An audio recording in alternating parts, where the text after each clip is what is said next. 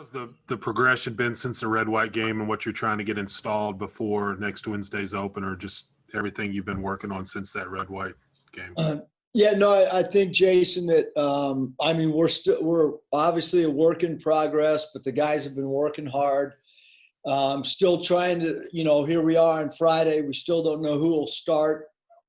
Still going through different roles and rotations and so on and so forth. So I would say work in progress. I would say from a scheme standpoint, we have everything in. We'll probably add one more offensive set. All our defensive coverages are in. So now it's just a matter of fine tuning stuff. And the big thing now is just making sure that we're fresh. Because we've grinded really, really hard. Even this week, I feel like we've really gone hard. And I kind of got to, self-check myself and not go too hard or too long today and tomorrow, and then Sunday's off, and then we'll go again Monday and Tuesday. Nate?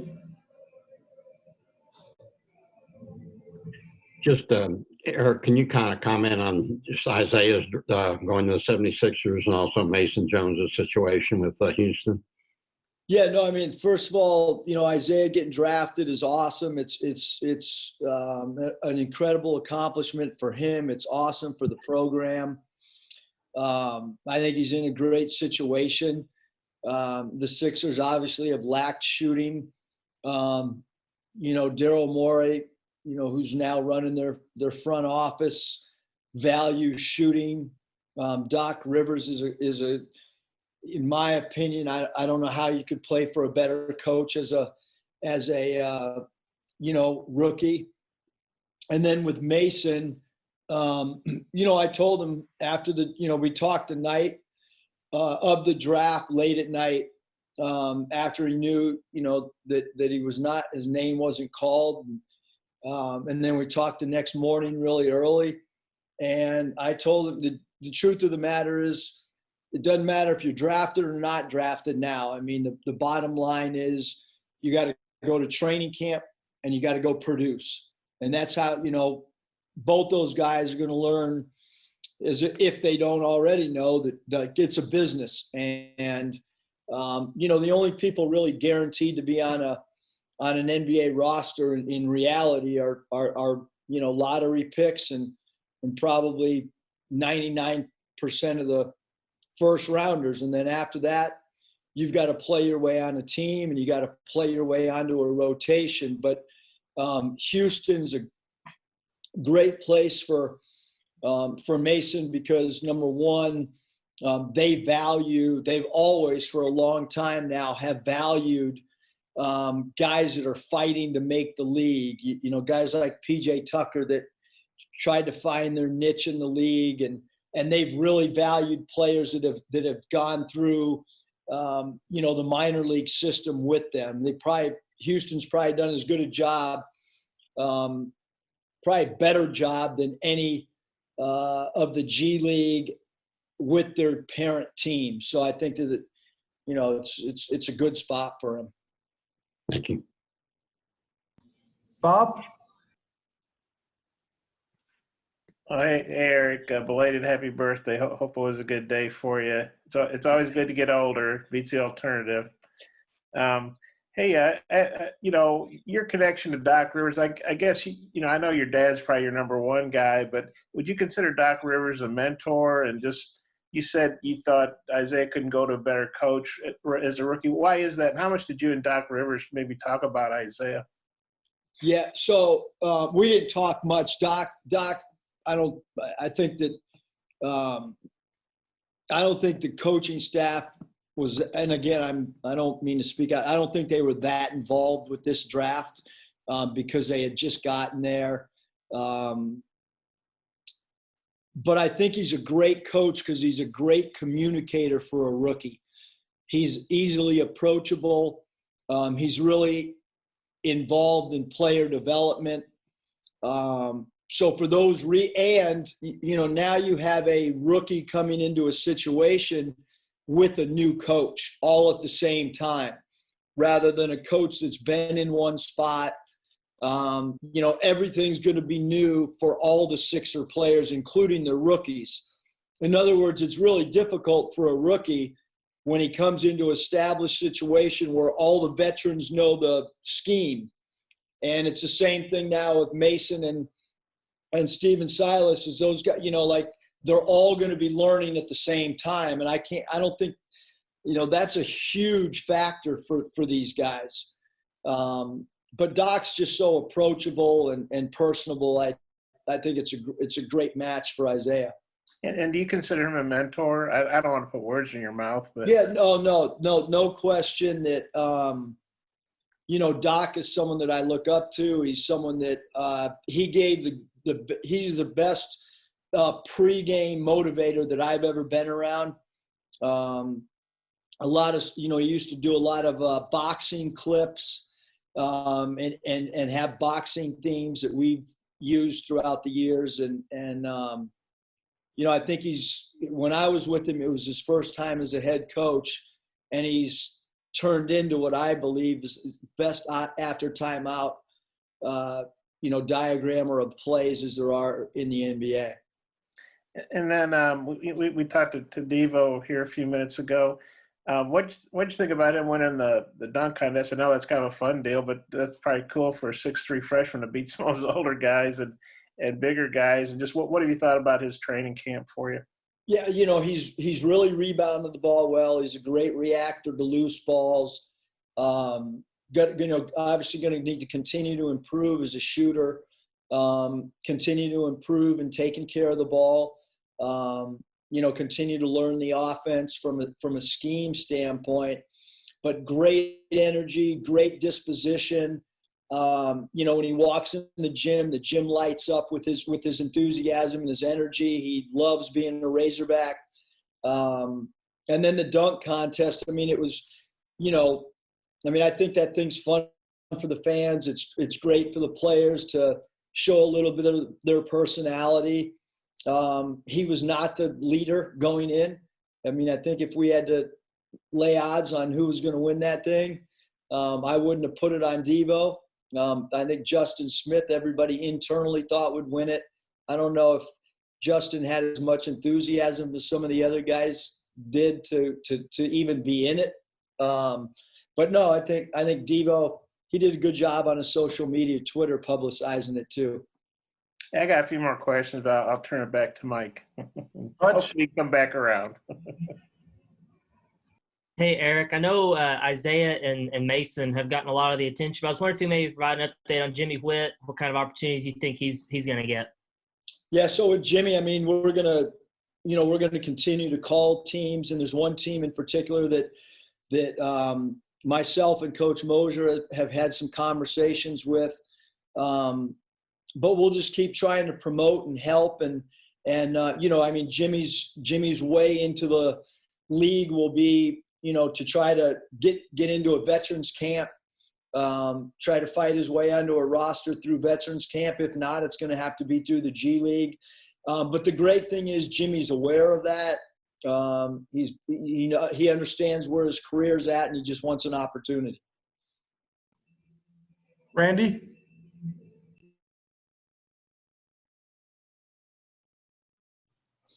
Coach, you were talking about roles the other day and players playing different positions, maybe like Devo, he's been playing the 1, the 2, and the 3.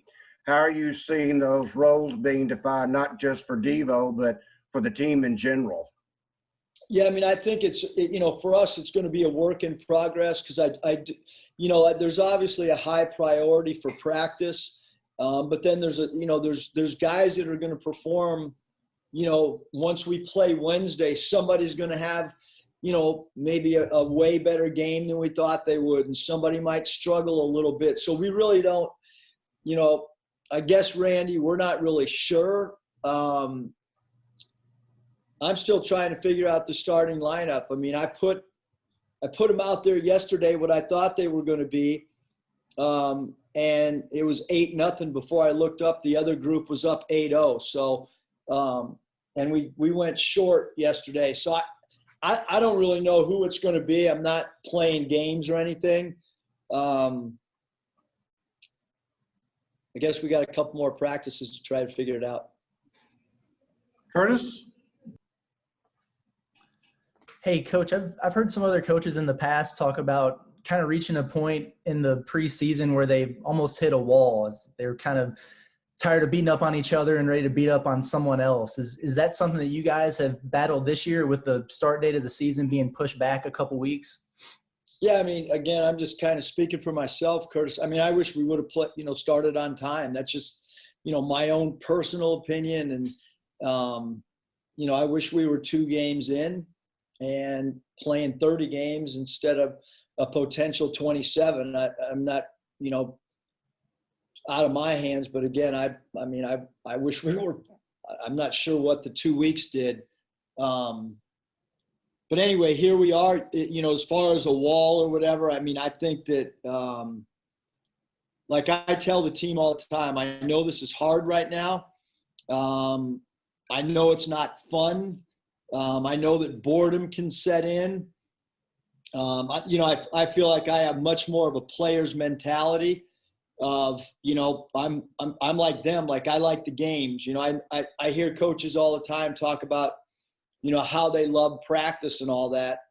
I mean, more power to those guys. I mean, I like practice a lot, but I mean, I'm doing practice so that we can be ready for a game, and the game day is what I like.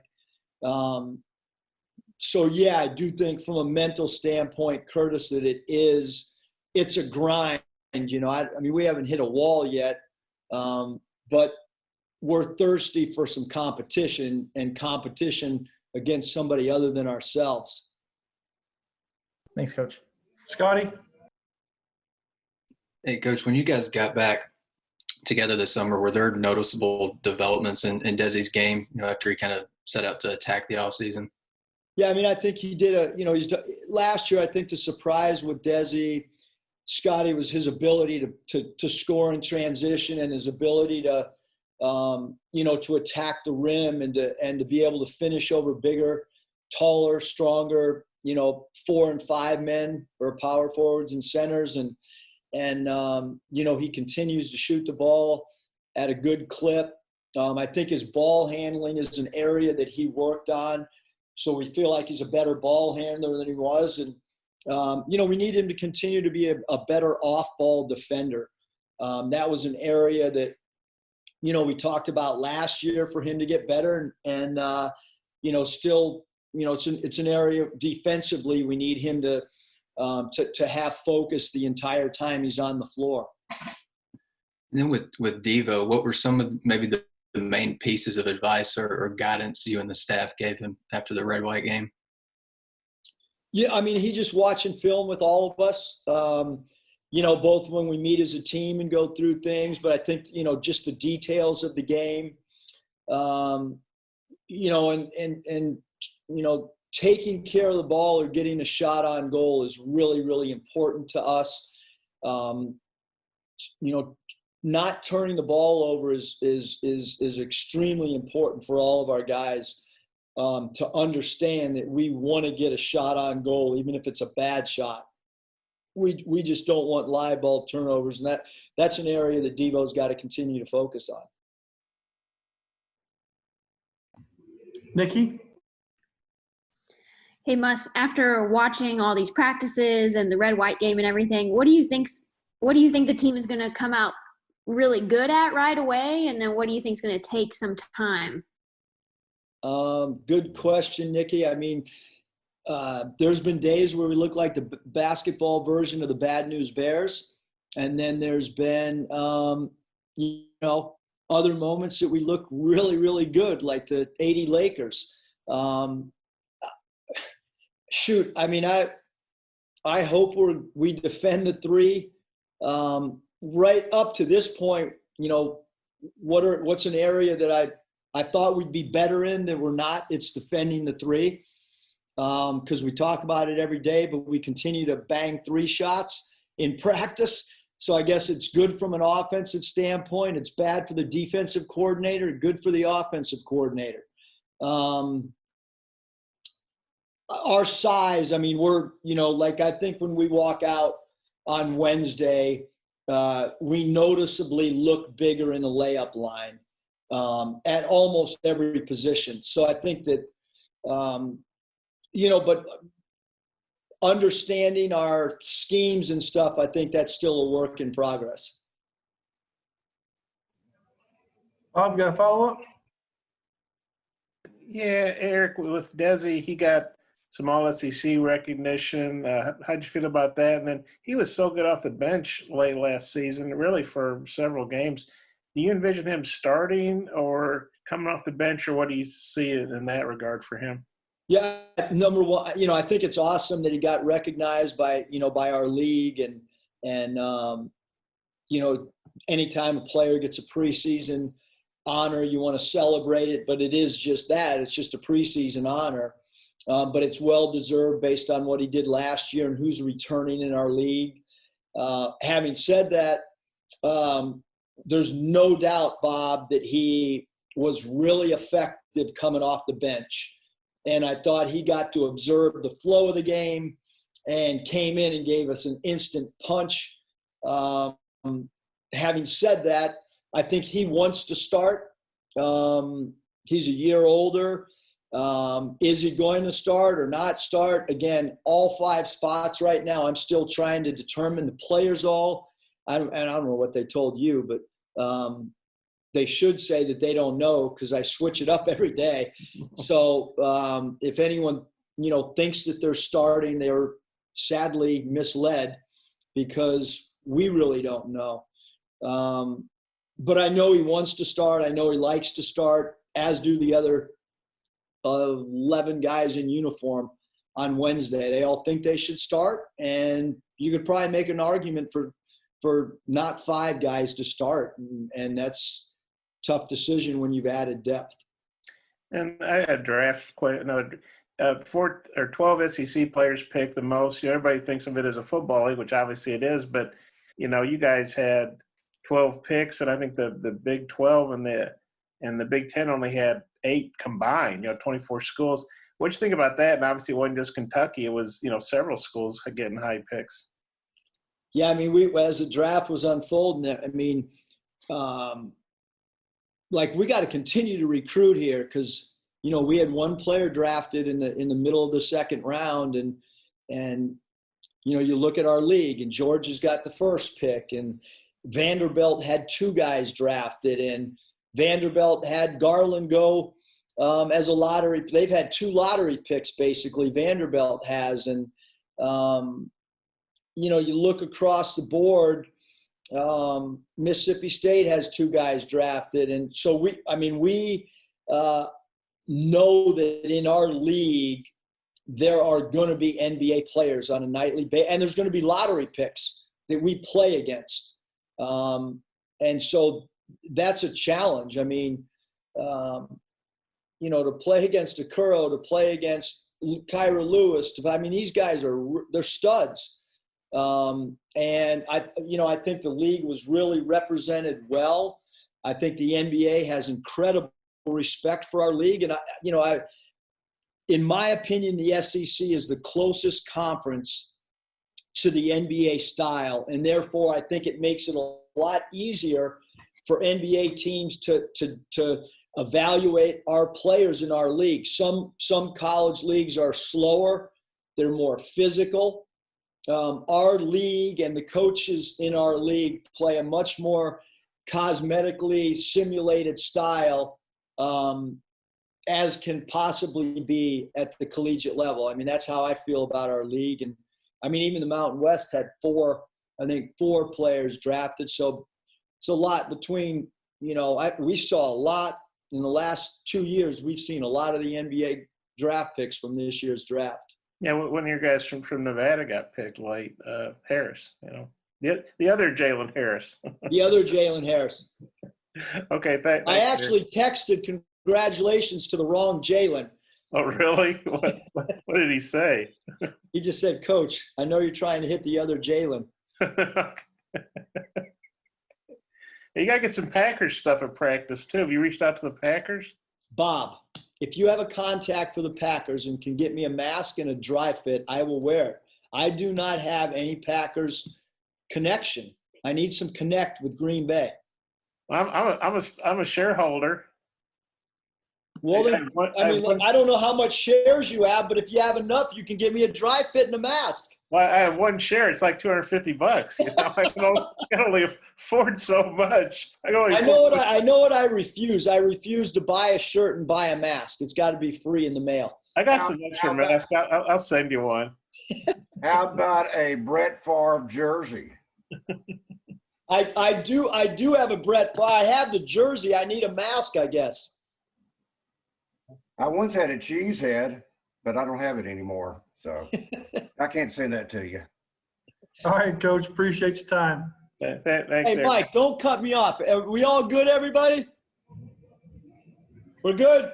Absolutely. Don't listen to Mike Kaywood. He doesn't control this thing. See you guys.